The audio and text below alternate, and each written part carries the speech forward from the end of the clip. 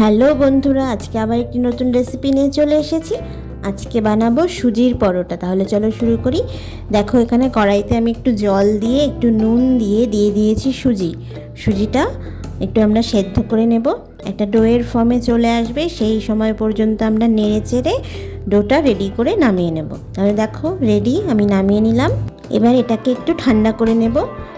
যতটুক ঠান্ডা মানে আমরা হাত দিয়ে ধরতে পারবো আর কি, সেই রকম ঠান্ডা হয়ে এলেই আমরা এর মধ্যে একটু একটু করে আটা মিলিয়ে এই ডোটাকে আমরা একটু ভালো মতো মেখে নেব।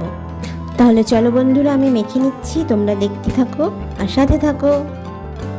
ভিডিওটি শেষ পর্যন্ত দেখার অনুরোধ করছি, তাহলেই কিন্তু পুরোপুরিভাবে বুঝতে পারবে রেসিপিটি কেমন করে বানাতে হবে। আর এই পদ্ধতিতে বানালেই কিন্তু পরোটাগুলো একদম সফট আর তুলতুলে হবে আর খেতে খুব ভালো লাগবে।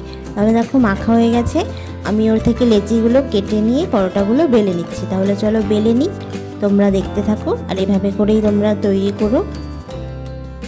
বন্ধুরা, আমার ভিডিওগুলো তোমাদের কেমন লাগছে জানিও কিন্তু অবশ্যই। আর তোমরা কেমন ভিডিও দেখতে চাইছো সেটাও আমাকে কমেন্টে জানিও, তাহলে আমি সেই রকমের ভিডিও বানানোরই চেষ্টা করব। কোনো রেসিপি যদি জানতে চাও সেটাও তোমরা আমাকে কমেন্টে জানাতে পারো। দেখো, কথা বলতে বলতে কিন্তু এদিকে পরোটাগুলো বেলা হয়ে গেছে। তাহলে চলো এগুলোকে এবার ভেজে নেব। তাহলে দেখো দু পিঠ হালকাভাবে সেঁকে নিয়ে তারপরে তেল দিয়ে পরোটাগুলো লাল লাল করে ভেজে নেব।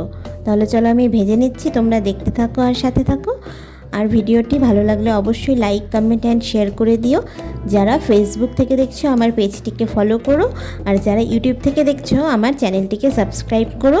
আর তোমাদের ফ্যামিলি, বন্ধু সবার সাথে কিন্তু অবশ্যই শেয়ার করো। এখানে আমি পরোটাগুলো ভাজার জন্য সাদা তেল ব্যবহার করেছি, তোমরা কিন্তু ঘিও ব্যবহার করতে পারো। এই রেসিপিটি কিন্তু খুবই সুস্বাদু হয় খেতে। আমি যখন প্রথম বানিয়েছিলাম আমি ভাবিনি এতটা ভালো লাগবে, কিন্তু খেয়ে দেখার পরে দেখছি সত্যি খুবই সুস্বাদু হয়। তোমরা এটাকে কিন্তু আচারের সাথে হোক বা চিকেন, আলুর দম, যে কোনো তরকারি দিয়ে তোমরা খেতে পারো, খুব ভালো লাগবে। আমি তো আচার দিয়ে খেয়েছিলাম, আমার দারুণ লেগেছিল। তোমরাও অবশ্যই ট্রাই করতে পারো। দেখো বন্ধুরা, আমার পরোটা কিন্তু ভাজা প্রায় শেষের দিকে। তাহলে চলো আমি ভেজে নিচ্ছি, তোমরা দেখো।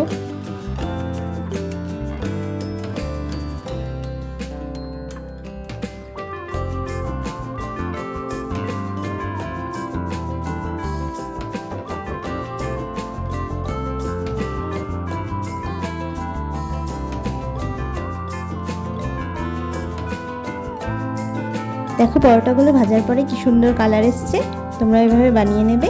আর দেখো এখানে আমি আচার দিয়ে খাচ্ছি, এই আচারটাও কিন্তু আমাদের বাড়িতেই বানানো। তাহলে চলো টাটা, দেখা হচ্ছে পরের ভিডিওতে। সবাই ভালো থেকো।